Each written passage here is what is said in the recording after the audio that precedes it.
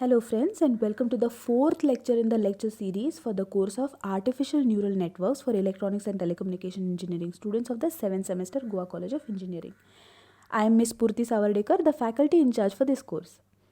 In the last lecture, we understood how McCulloch-Pitts neuron model, the first ever attempt to develop an artificial neuron, derives its inspiration from a biological neuron. We also understood how computationally powerful the arrangement of interconnected neurons can be as we tried to develop models that could replicate the functions of basic digital circuits. We could go ahead with this model for further study, but I'm sure you must be seeing how there is scope for improvement in this model. I'd like you to pause the video here for a minute or two and think about how you would alter the McCulloch-Pitts model for improvements. Note them down. Let us discuss this during the live meet. Go ahead, give it a try. Although the McCulloch-Pitts neuron model is mathematically precise, it makes use of several simplifications. It allows the inputs to have only two values, binary, 0 and 1, only two states possible for the input. We definitely know that this restriction can be improved upon. It operates under the discrete time assumption. It assumes that all the neurons in the network would operate synchronously. The weights and the threshold values in the model are fixed. Therefore, the McCulloch-Pitts model is used only as a starting point in the artificial neural networks discussion. The artificial neural systems have come up with a number of neuron models with more features than the McCulloch-Pitts model. We will now get introduced to a general neural model that we will be studying in this course from here on. This is the one that is the most commonly used in neural network literature. This neuron model has inputs x1, x2 till xn like before, but they may not be limited to binary values. These could take on any numeric value. The inputs are also weighted with weights w1, w2 till wn like before, whereas the weighted inputs may be excitatory or inhibitory like before. But here, the weights can also have any numeric value. There exists a node where weighted inputs will get aggregated. Mathematically, the net value remains the sum of weighted inputs given by summation of wixi over the values of I from 1 to n. But now, instead of having thresholding as the function that operates on the net value and gives you a final binary output, we obtain the flexibility to have any appropriately designed function that will take the sum of weighted inputs and generate an appropriate output. This function we call the signal function or the transfer function or the activation function. Let us settle down on the name activation function. An activation function may be appropriately designed or chosen for every application. There exists a variety of activation functions that we will study in the next class. Because of the nature of the activation function, accordingly, the output also may take different values instead of just 0 and 1. At this point, I'd like you to pause the video for a minute or two and assume that the sum of weighted inputs is denoted as net and the activation function is therefore denoted as f of net, and obtain the expressions for net and output O in terms of inputs and weights. Go ahead, give it a try. Yes, the net value remains the same. As mentioned before, it is given by net equal to the sum of weighted inputs given by the summation of wixi over the values of I from 1 to n. The output now changes its form. The output is given by O equal to f of net, which equals f of the summation of wixi over the values of I from 1 to n. I hope that this neuron model is clear. Let us now learn about this very special activation function called binary signum activation function. It looks like this. On x-axis, there is net value. On the y-axis is the output value, which is f of net value. That means the value generated after applying the activation function to the net value. In this case, the activation function is the binary signum activation function. This is what the binary signum activation function looks like. Observe closely that for values of net less than 0, the output is 0. And for values of net greater than or equal to 0, the output is 1. We define this function like this. F of net is equal to 1 if net is greater than equal to 0 and equal to 0 if net is less than 0. Look at the diagram and verify this expression. Because there are only two possible values of outputs, 0 and 1, the function is known as binary signum activation function. Binary. At this point, I would like you to pause the video for a minute or two and substitute this activation function in the neuron model that we have studied. After that, observe and comment on the result. Go ahead, try it.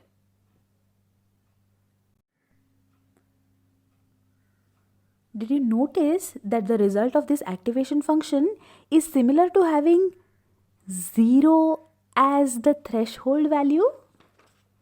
Meaning, if you took the net value and generated the output after comparing the net value with 0, like how we did before in McCulloch-Pitts neuron model, we would get the same output. This activation function does the job of thresholding the net function at 0, just like before. That is why this function is also known as binary threshold activation function. It is like as if we always had this activation function in McCulloch-Pitts model in the form of threshold value.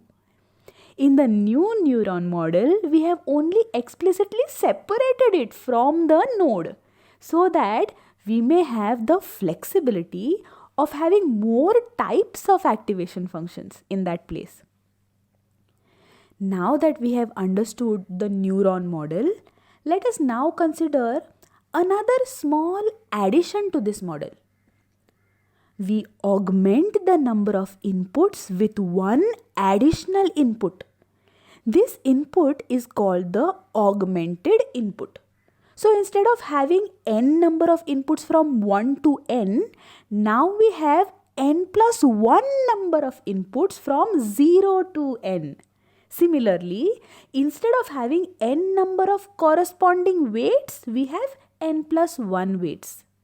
That is why we write the net value as summation of wixi over the values of I from 0 to n. The special thing about this augmented input is that the value of the input x naught associated with it is equal to 1 plus 1. The augmented input always has x naught value equal to plus 1. Therefore, the expression for net now becomes summation of wixi over the values of I from 1 to n plus w naught x naught, which is written as summation of wixi over the values of I from 1 to n plus w naught, because x naught value is plus 1. This last term is usually written as B. B stands for bias. Bias. This additional term is known as the bias term. The bias term in the neuron's net value is because of the augmented input. The summation of Wixi over the values of I from 1 to n is the sum from external sources, and B is the bias internal to the neuron. At this moment, I'd like you to pause the video and quickly write the expression for output with bias term in consideration. Yes, it would be equal to O equal to f of summation of Wixi over the values of I from 1 to n plus B. A few questions are bound to come in your mind. What is bias? Why is it added? How does it affect the output? Is it necessary for the neuron? What happens if we do not use it? Why is the value of input plus 1? Why not anything else? Can it have a higher value? If yes, then how high can the input value go, etc., etc. Please make a note of any other question if you have apart from these, and let us discuss that during the live lecture. So now then, let us try to answer these questions. Assume that we now have the neuron with the augmented input and binary threshold function as the activation function. The net value is given as summation of Wixi over the values of I from 1 to n plus B, the net value. If we consider the value of B as 0, then the output will be 1 if the sum of external weighted inputs is greater than equal to 0 and 0 otherwise. That is, the activation function will be centered at 0. If we consider the value of B as 1, the net will be equal to sum of external weighted inputs plus 1. Then the activation function compares this with 0. That is, if external weighted inputs plus 1 is greater than equal to 0, which is the same as saying if the external weighted inputs are greater than equal to minus 1, greater than equal to minus 1, then the output will be equal to 1. And if the external weighted inputs are less than minus 1, the output will be equal to 0. What has happened here? The activation function has got centered at minus 1. It will act as if minus 1 is the threshold. Pause the video for a minute or two and find out what will happen if we consider any negative value of bias. What effect will it have on the activation function? Go ahead, give it a try. Yes, if you consider the bias of minus 1, the activation function will get centered at plus 1. It will act as if plus 1 is the threshold. We realize that the bias alters the activation function threshold value and changes the way the neuron fires. We can control this threshold value using bias, since the bias is internal to the neuron. The bias weight gives the neuron an extra degree of freedom, which extends the capabilities of the neuron further. So finally, this is our general artificial neuron. From now on, if I say neuron, we are referring to this artificial neuron model, unless otherwise explicitly specified. With this, I have come to the end of the lecture. At this point, I'd like you to watch the video once more, write notes, write down difficulties if you have any. I'll see you at the live discussion on Google Meet. Thank you.